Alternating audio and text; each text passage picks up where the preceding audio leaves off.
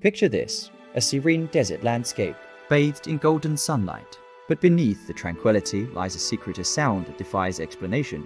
Welcome to Taos, where reality hums a mysterious tune. Scientists have been chasing the Taos hum for decades.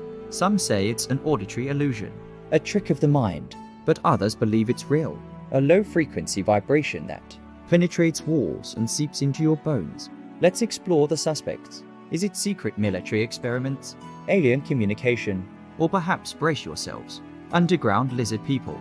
We've ruled out lizard people, of course, but seriously, we've considered seismic activity, industrial machinery, and even mass hysteria. Conspiracy theorists claim the hum is a government mind control experiment. They say it's designed to keep us docile, distracted, and humming along. Whatever the Taos hum remains an unsolved riddle.